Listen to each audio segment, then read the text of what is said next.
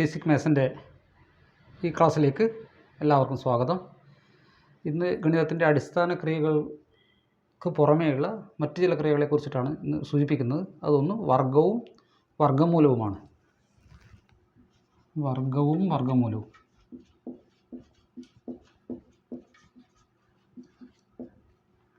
Squares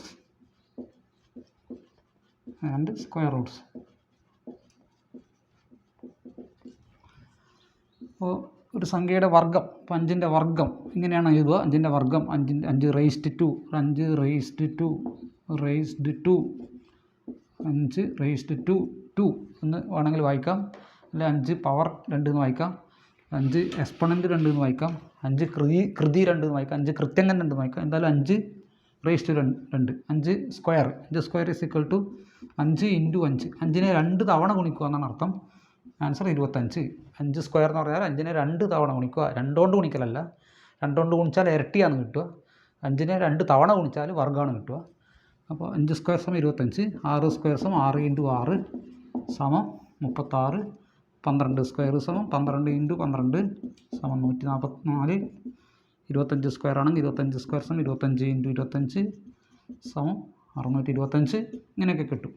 ഇത് നേരെ വിപരീതത്തിലുള്ള ക്രിയയാണ് നമ്മൾ വർഗ്ഗമൂലം കാണുമെന്ന് പറയാം. അപ്പോൾ അത് പറയുമ്പോൾ ഇങ്ങനെയാണ് പറയുക, √25. ഈ റൂട്ട് എന്ന് പറയുന്നത് ഒരു അടയാളമാണ്. 25ൻ്റെ വർഗ്ഗമൂലം എന്നാണ് അർത്ഥം. ഒരു സിമ്പിളാണ് റൂട്ട്. √25 എന്ന് പറഞ്ഞാൽ 25ൻ്റെ വർഗ്ഗമൂലം എന്നുള്ളത് സൂചിപ്പിക്കാൻ വേണ്ടിയിട്ടുള്ള സിമ്പിളാണ് ഇത്. അപ്പോൾ √25 = 5. 25ൻ്റെ വർഗ്ഗമൂലം 5. 36ൻ്റെ വർഗ്ഗമൂലം 6. 144ൻ്റെ വർഗ്ഗമൂലം 12. 625ൻ്റെ വർഗ്ഗമൂലം 25. ഈ ക്രമത്തിൽ ഇങ്ങോട്ടേക്ക് പറയാം. അപ്പോൾ വർഗ്ഗവും വർഗ്ഗമൂലവും കാണാൻ വേണ്ടി, വർഗ്ഗം എന്ന് പറഞ്ഞാൽ അങ്ങോട്ടേക്കുള്ള ക്രിയയാണ്, വർഗ്ഗമൂലം തിരിച്ചുള്ള ക്രിയയാണ്. ഈ 2 ക്രിയകളാണ് വർഗ്ഗവും വർഗ്ഗമൂലമായിട്ട് ബന്ധപ്പെട്ട് പറയാനുള്ളത്. പിന്നെ ചിലപ്പോൾ ഒരു സംഖ്യയുടെ വർഗ്ഗം കാണാൻ പറഞ്ഞാൽ ഏത് സംഖ്യ, ചില സംഖ്യ 2 വട്ടം ഗുണിച്ചാൽ മതി.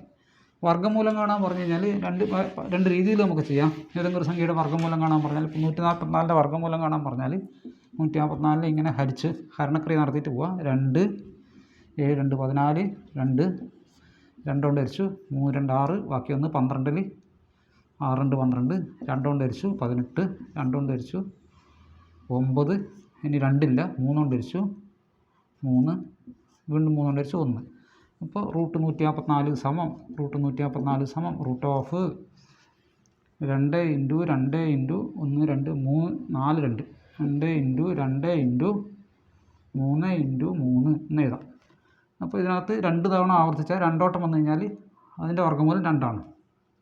അത് 4ൻ്റെ വർഗ്ഗമൂലം 2. ഇത് ഈ 2 എണ്ണത്തിന് 1 ആണ് ഉത്തരം, ഈ 2 എണ്ണത്തിന് 1 ആണ് ഉത്തരം. അപ്പോൾ 2 4 4 3 12 ഉത്തരം കിട്ടി. അപ്പോൾ ഇങ്ങനെ വർഗ്ഗമൂലം ഇങ്ങനെ ഹരണക്രിയ രീതിയിൽ നമുക്ക് വർഗ്ഗമൂലം ഹരിച്ചിട്ട് കണ്ടുപിടിക്കാൻ വേണ്ടി പറ്റും. ഇങ്ങനെ ഘടകക്രിയ രീതിയിൽ ഘടകങ്ങളാക്കിയിട്ട് ആ ഘടകങ്ങൾ ഒരേ തവണ റിപ്പീറ്റ് ചെയ്യുന്ന 2 എണ്ണത്തിൻ്റെ അകത്ത് 1 എടുത്തിട്ട് വർഗ്ഗമൂലം കണ്ടുപിടിക്കാം. ചിലപ്പോൾ കുറച്ച് വലിയ സംഖ്യയിലാണെങ്കിൽ നമുക്ക് ഏകദേശം ഊഹിച്ചിട്ട് വർഗ്ഗമൂലം കണ്ടുപിടിക്കാൻ പറ്റും. ഊഹിച്ചിട്ട് കണ്ടുപിടിക്കാം. ഉദാഹരണത്തിന് കുറച്ച് വലിയൊരു സംഖ്യ ഞാൻ പറയുന്നത് 1764 എന്ന് പറയുന്ന സംഖ്യയുടെ വർഗ്ഗമൂലം എത്രയാണെന്ന് ചോദിച്ചു കഴിഞ്ഞാൽ ഒന്നുകിൽ ഇതേപോലെ കണ്ടുപിടിക്കാം, അല്ലെങ്കിൽ ചില സൂത്രങ്ങളൊക്കെ നമുക്ക് ഉപയോഗിക്കാം. ചില സൂത്രങ്ങൾ ഉപയോഗിക്കാം. ആ സൂത്രങ്ങൾ ഞാൻ ഇവിടെ പറയുകയാണ്. അതായത് 10ൻ്റെ സ്ക്വയർ 10 × 10 100 ആണ്. 20ൻ്റെ സ്ക്വയർ 20 × 20 400 ആണ്. 30ൻ്റെ സ്ക്വയർ 30 × 30 900 ആണ്. 40ൻ്റെ സ്ക്വയർ 40 × 40 1600 ആണ്. 50ൻ്റെ സ്ക്വയർ 50 × 50 2500 ആണ്. 60ൻ്റെ സ്ക്വയർ ഞാൻ കുറച്ചെണ്ണം എഴുതി, 60 × 60 3600 ആണ്. അപ്പോൾ 1764 എന്ന് പറയുന്ന ഈ സംഖ്യ 1764 എന്ന് പറയുന്ന ഈ സംഖ്യ 1600ൻ്റെയും 2500ൻ്റെയും ഇടയിലാണ്. അപ്പോൾ ഇതിൻ്റെ വർഗ്ഗമൂലം 40നും 50നും ഇടയിലാണ് നമുക്ക് ഏകദേശം ഊഹിക്കാൻ പറ്റും. ഇതിൻ്റെ വർഗ്ഗമൂലം 40നും 50നും ഇടയിലാണെന്ന് ഊഹിക്കാൻ പറ്റും. ഇനി ഒന്നുകൂടി കൃത്യമാക്കിയിട്ട് പറയാൻ വേണ്ടിയിട്ട് നമ്മൾ എന്ത് ചെയ്യുന്നത്, 15ൻ്റെ വർഗ്ഗം എഴുതി. 15ൻ്റെ വർഗ്ഗം എഴുതി 225 എന്ന് എഴുതി. 25ൻ്റെ വർഗ്ഗം എഴുതി 625 എഴുതി. 35ൻ്റെ വർഗ്ഗം എഴുതി 2025 എന്ന് എഴുതി. 45ൻ്റെ വർഗ്ഗം എഴുതി 1225 2025 എന്ന് എഴുതി. 55ൻ്റെ വർഗ്ഗം 3025 എന്ന് എഴുതി. ഇങ്ങനെ 10 15 20 25 30 35 ഇങ്ങനെ വർഗ്ഗം എഴുതി. ഞാൻ ഈ 25 35ൻ്റെ ഒക്കെ വർഗ്ഗം എഴുതാൻ വേണ്ടിയിട്ട് ഉപയോഗിച്ച ടെക്നിക്ക് നിങ്ങൾക്ക് ഞാൻ പറഞ്ഞു തരികയാണ്. അത് ഈസിയാണ്. ഇങ്ങനെ അവസാനം 5 വരുന്ന സംഖ്യകളുടെ വർഗ്ഗം കാണുമ്പോൾ ഉത്തരത്തിനകത്ത് അവസാനം എപ്പോഴും ഒരു 25 ഉണ്ടാവും. ഇനി ഇവിടെ 3 ആണെങ്കിൽ 3ഉം തൊട്ടടുത്ത സംഖ്യ ആയിട്ടുള്ള 4 കൂടി ഗുണിച്ചത് 3ഉം 4ഉം കൂടി ഗുണിച്ചാൽ 12 ആയിരിക്കും. അപ്പോൾ 12 25 ആയിരിക്കും ഇതിൻ്റെ ഉത്തരം. അതുപോലെ 45ൻ്റെ സ്ക്വയർ ആണെങ്കിൽ ലാസ്റ്റിൽ രണ്ടക്കം 25 തന്നെ. 4 ആണെങ്കിൽ 4 തൊട്ടടുത്ത അക്കം 4 20 കൂടി ഗുണിച്ചാൽ 25 ആയിരിക്കും. 2025 ആയിരിക്കും. 45ൻ്റെ സ്ക്വയർ ഇങ്ങനെ 55ൻ്റെ സ്ക്വയർ എഴുതി. ഇനി 65ൻ്റെ സ്ക്വയർ എഴുതുന്നുണ്ടെങ്കിൽ ലാസ്റ്റിൽ ഒരു 25 വരും. 6ഉം തൊട്ടടുത്ത അക്കമായ 7ഉം കൂടി ഗുണിച്ചാൽ 42 25 ആയിരിക്കും ആൻസർ വരിക. അപ്പോൾ ഞാൻ ഇങ്ങനെ പറയുമ്പോൾ കുറച്ചും കൂടി സൗകര്യമായി. ഇനി 1764ൻ്റെ വർഗ്ഗമൂലം കാണണമെങ്കിൽ ഇപ്പം ഒന്നുകൂടി ലഘൂകരിച്ചു. 1600നും 2025നും ഇടയിലായി. അപ്പോൾ 40ൻ്റെയും 45ൻ്റെ ഇടയിലായി. അവസാനം 4 വരണമെങ്കിൽ 2 ഗുണിക്കണം 2ന് 4 വരും. പിന്നെ 8 8 64നും അവസാനം 4 വരും. അപ്പോൾ 40 45 ആയതുകൊണ്ട് ഇത് 2 ഗുണിക്കണം 2 ആണെന്ന് നമുക്ക് അനുമാനിക്കാം. അപ്പോൾ ഇതിൻ്റെ വർഗ്ഗമൂലം 42 ആവാൻ സാധ്യതയുണ്ട്. ഇത് പൂർണ്ണവർഗ്ഗമാണെങ്കിൽ നമുക്ക് ഇങ്ങനെ കണ്ടുപിടിക്കാമെന്നാണ് പറഞ്ഞത്.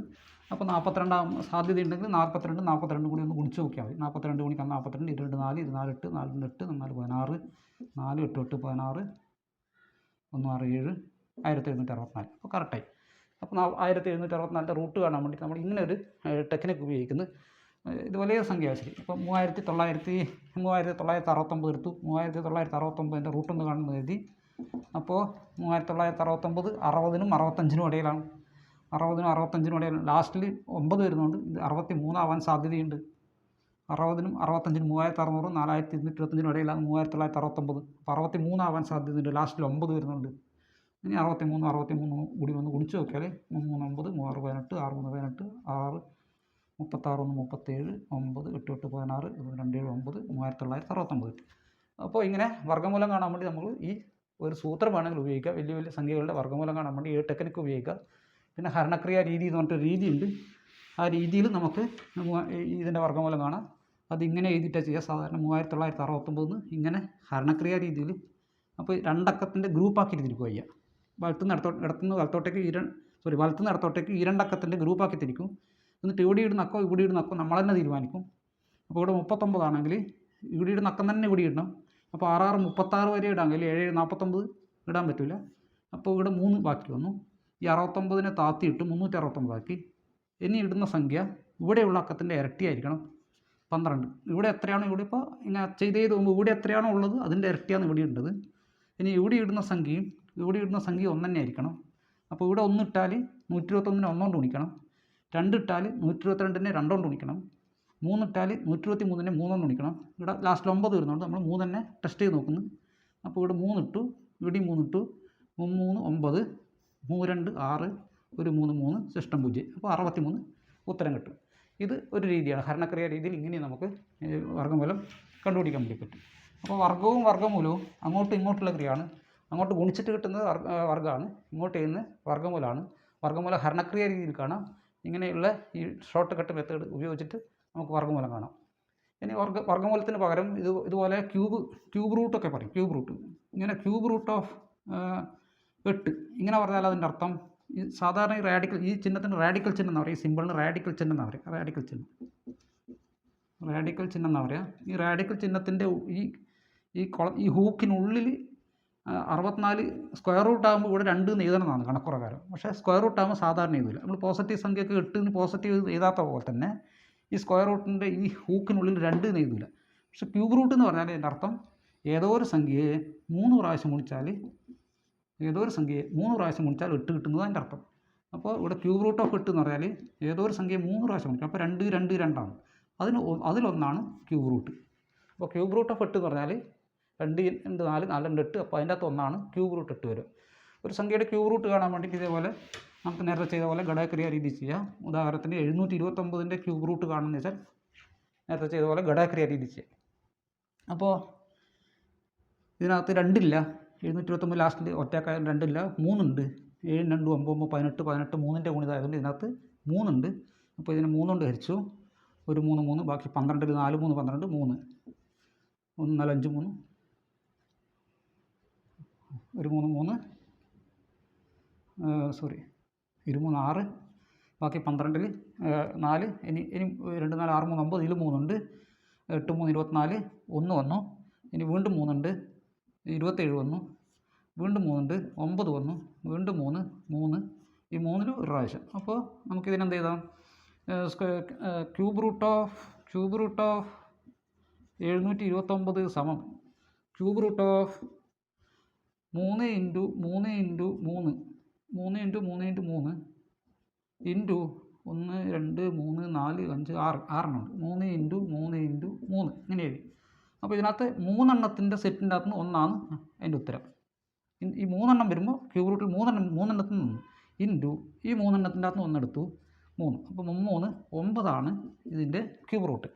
അപ്പോൾ ക്യൂബ് റൂട്ട് എന്ന് പറഞ്ഞാൽ 3 എണ്ണം ഗുണിച്ചതിൻ്റെ അകത്ത് 1. ക്യൂബ് റൂട്ട് പറഞ്ഞാൽ 3 എണ്ണം ഗുണിച്ചതിൻ്റെ അകത്ത് 1. അപ്പോൾ ക്യൂബ് റൂട്ട് ഓഫ് 8 സമം 2. ഇനി ഫോർത്ത് റൂട്ട് എന്ന് പറഞ്ഞാൽ ഫോർത്ത് റൂട്ട് ഇപ്പോൾ 2 4 4 8 8 16 16ൻ്റെ ഫോർത്ത് റൂട്ട് എന്ന് പറഞ്ഞാൽ 2 ഇൻറ്റു 2 ഇൻറ്റു 2 ഇൻറ്റു 2.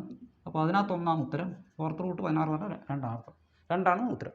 അപ്പോൾ സ്ക്വയർ റൂട്ട് വർഗം സ്ക്വയർ അല്ലെങ്കിൽ ക്യൂബ് ഇങ്ങനെയൊക്കെ പറയുമ്പോൾ ഇത് ഒക്കെ അങ്ങോട്ടും ഇങ്ങോട്ടുള്ള ക്രിയയാണ്.